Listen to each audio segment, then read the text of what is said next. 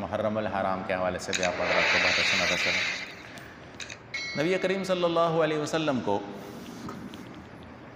تمام انبیاء کرام سے شدید محبت تھی، اس میں کوئی شک ہے؟ حضور فرماتے تھے سب میرے بھائی ہیں، سب نبی میرے بھائی ہیں۔ اور یہ بھی ایک ضابطہ اور قانون بتاتا چلوں کہ اصل میں تمام نبیوں کو نبوت جو ملی ہے وہ حضور کی نبوت کے صدقے میں ملی ہے۔ تمام نبیوں کو جو نبوت ملی ہے وہ حضور کی نبوت کا صدقہ ہے۔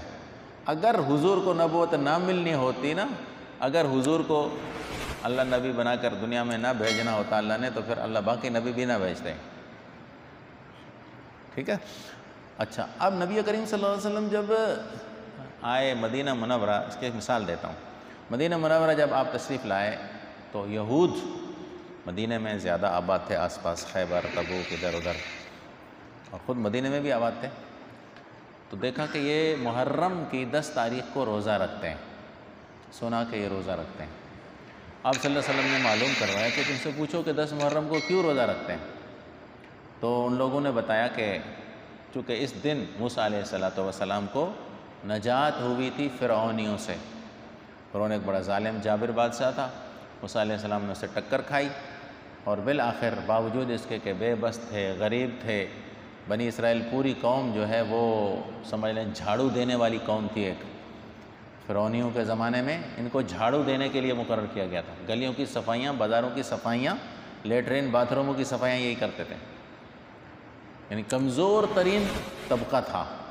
اس کے باوجود بھی اللہ نے موسیٰ علیہ السلام کو فتح دی، نجات دی فرعونیوں کے ظلم سے بنی اسرائیل کو۔ تو ہم اس دن کی خوشی مناتے ہیں، ہم روزہ رکھتے ہیں۔ اور 10 محرم کے ساتھ بہت سے واقعات وابستہ ہیں بھائی، آدم علیہ السلام کی تخلیق سے لے کر عیسیٰ علیہ السلام کے معاملات تک 10 محرم سے بڑے بڑے واقعات وابستہ ہیں، تو اس لیے ہم روزہ رکھتے ہیں۔ تو نبی کریم صلی اللہ علیہ وسلم فرمایا انا اولا بموسیٰ منہم، بھائی میرا تعلق موسیٰ علیہ السلام سے اس کی امتیوں سے زیادہ ہے، تو میں بھی روزہ رکھوں گا۔ حضور نے بھی پھر روزہ رکھا، لیکن مشابہت نہیں اختیار کی، فرمایا ہم 2 دن رکھیں گے، یہ 1 دن رکھتے ہیں نا، ہم 2 دن رکھیں گے۔ اچھا، اب دوسری طرف آئیے کہ سوالاک انبیاء میں سے ہزاروں نبی شہید ہوئے ہیں، سینکڑوں نہیں، ہزاروں انبیاء شہید ہوئے ہیں۔ اور حضور کا قلبی تعلق اپنے رشتہ داروں سے زیادہ انبیاء کرام سے تھا، دلی تعلق حضور کا اپنے عزیزوں سے بھی زیادہ تھا نبیوں سے۔ لیکن نبی کریم صلی اللہ علیہ وسلم نے اپنی 63 سالہ زندگی میں، نبوت ملنے کے بعد 23 سالہ زندگی، کسی ایک نبی کے شہادت کا دن نہیں منایا۔ ٹھیک ہے؟ اگر حضور کسی ایک نبی کے شہادت کا دن مناتے تو چلو کوئی ثبوت مل جاتا۔ شریعت تو نبی کا طریقہ ہے، یہ صاف ظاہر ہے، جو کام پیغمبر نے نہ کیا نہ امت کو دیا وہ شریعت نہیں بن سکتا۔ تو حضور کی پوری زندگی کا مطالعہ کرنے سے یہ بات معلوم ہوتی ہے کہ نبی کریم صلی اللہ علیہ وسلم نے کسی اپنے بھائی، جو بھائیوں سے بھی زیادہ عزیز پیغمبر، جو ہزاروں کی تعداد میں شہید ہوئے، کسی ایک پیغمبر کا بھی حضور نے یوم شہادت نہیں منایا۔ پھر نہ اپنے عزیز چچا سید الشہداء حضرت حمزہ رضی اللہ تعالی عنہ کا یوم شہادت منایا، جو حضور کی زندگی میں شہید ہوئے اور بے دردی سے قتل کیے گئے، بے دردی سے ان کا پیٹ چیرا گیا، ان کے کان ناک کاٹے گئے، ان کا کلیجہ نکال کر، جگر نکال کر ہندہ بنت ابی سفیان نے چبایا، منہ میں ڈالا۔ حضور نے فرمایا میرا دل کرتا ہے کہ میں حمزے کی لاش کو دفن نہ کروں، یہیں چھوڑ دوں، قیامت کے دن میں اللہ کی بارگاہ میں فریاد کروں کہ اللہ ہم نے اپنے شہید چچا کا جنازہ دفن نہیں کیا تھا، میرا دل کرتا ہے، لیکن مجبوری ہے، دفن کرنا پڑتا ہے۔ اس کا بھی یوم شہادت حضور نے کبھی نہیں منایا۔ تو یہ مسلمان آج کل کالوں کے ساتھ گورے بھی، ایک تو ہیں ہی کالے، وہ تو دل کے بھی کالے ظاہر کے بھی کالے، لیکن چٹے سفید لباس بھی ان کی بولی بولتے ہیں آج کے زمانے میں۔ ان دنوں میں ہم بھی انہی کی زبان بولنے لگتے ہیں، سبیلیں لگاتے ہیں، گھر میں خوشی نہیں کرنے دیتے۔ نکاح عبادت ہے، عقیقہ عبادت ہے، نہیں کرنا عقیقہ محرم آ گیا، نہیں کرنا نکاح محرم آ گیا۔ عبادتیں بند، عبادتیں بند۔ ٹھیک ہے کالے تو کریں، لیکن چٹے کیوں کرتے ہیں، سفید کیوں کرتے ہیں یہ کام؟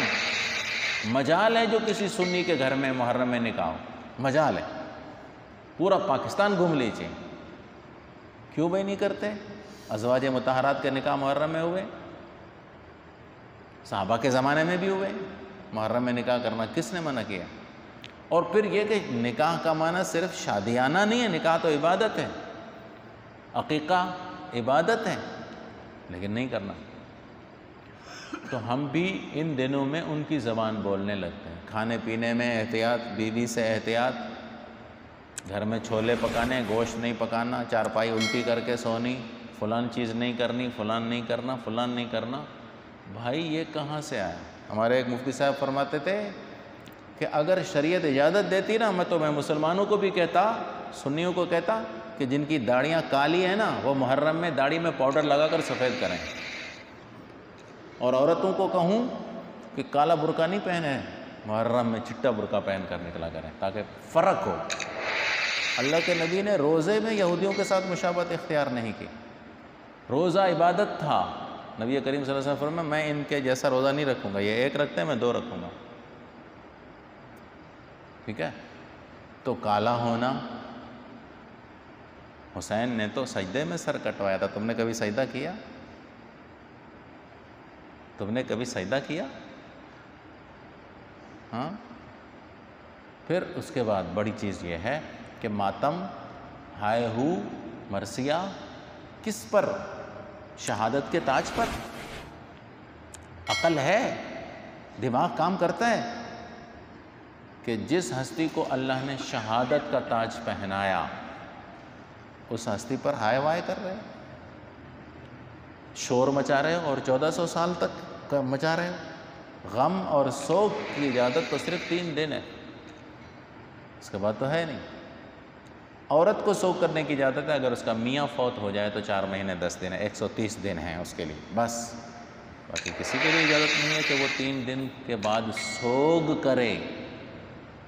سفید کپڑے نہیں پہنوں گا، زیب و زینت نہیں کروں گا، اچھا کھانا نہیں کھاؤں گا، نکاح نہیں کرنے دوں گا، نہ بچوں کا نہ بچی کا، عقیقہ نہیں ہونے دوں گا گھر میں، یہ سوگ ہے؟ چھولے پکا کر کھاؤں گا، دلیا پکا کر کھاؤں گا، حلیم پکا کر کھاؤں گا، یہ سوگ ہے؟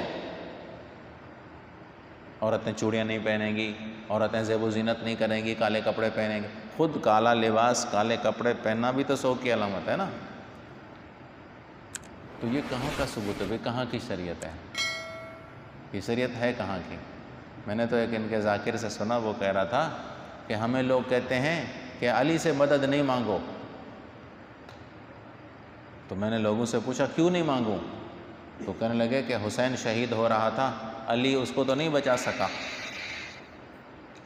علی تو اس کو نہیں بچا سکا، تو علی کیسے مدد کر سکتا ہے؟ اپنے بیٹے کی شہادت نہ رکوا سکا۔ اب ذاکر دیکھو آگے کہتا ہے، ہمارے مسلمانوں کا دماغ خراب کرنا، دیکھیں تو کہتا ہے میں نے پھر ان سے کہا کہ اللہ سے بھی مدد نہیں مانگنی چاہیے،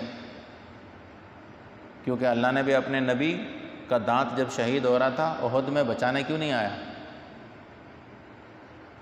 پھر اللہ سے بھی مدد نہیں مانگنی چاہیے۔ مسلمانوں کا دماغ خراب ہوا کہ نہیں ہو کہ اللہ سے بھی مدد کیسے مانگیں؟ اللہ تعالیٰ بھی تو مدد نہیں کرنے آتا۔ افغانستان میں جب سرخ انقلاب آ رہا تھا نا، روسی کمیونسٹ جب افغانستان میں داخل ہو گئے تھے تو ان کے لیڈر جو تھے وہ مجلسوں میں کھڑے ہو جاتے اور ہاتھ کھڑا کرتے ہیں اوپر، کہتے خدا ہے، لوگوں سے کہتے کہ خدا کو مانتے ہو؟ خدا ہے؟ لوگ کہتے ہاں ہے۔ تو وہ لیڈر کہتا اگر خدا ہے تو میرا ہاتھ نیچے کر کے دکھائے، اگر خدا ہے تو میرا ہاتھ نیچے کر کے دکھائے، میرا ہاتھ اوپر ہے، کر کے دکھائے تو پھر میں مانوں گا، نہیں تو نہیں مانوں گا۔ اب اگلے کے ذہن میں خلش تو آ گئی نا کچھ نہ کچھ، خلش دماغ خراب کرنے والی بات تو آ گئی، وہ بھی سوچنے لگے گا کہ ہاں یار اگر خدا ہے تو پھر ایسا ہوتا نا بھائی، اگر ایسی چیزیں ہوتی تو اللہ کے نبیوں نے مطالبے کیا کہ اللہ میری قوم کو تباہ کر دے، میں تو نا امید ہو گیا، لیکن اللہ نے نہیں کیا۔ اللہ نے فرمایا میرا قانون، میرا ضابطہ چلے گا، تمہاری مرضی نہیں چلے گی۔ اللہ کے ضابطے، اللہ کی حکمتیں ہم تھوڑی سمجھتے ہیں، لیکن یہ بات ہم مسلمانوں کے عقیدے میں نہیں بیٹھتی، ہاں صرف ظاہری باتوں پر چل جاتے ہیں۔ بہرحال اس حوالے سے بڑے سوچ فکر اور احتیاط کی ضرورت ہے مسلمانوں کو، کہ ہم ایسا نہ ہو کہ ان کی زبان بولنے لگیں، ہم ایسا نہ ہو کہ ان کے ساتھ شریک ہو جائیں۔ من کثر سواد قوم فہو منہم، تماشا دیکھنے کے لیے بھی اگر کوئی جاتا ہے تو ان کا جلوس تو بڑا ہو گیا نا، دکھائی تو یہ دیا نا کہ بہت سارے لوگ ہیں، یہ بھی ہے، یہ بھی ہے، یہ بھی ہے۔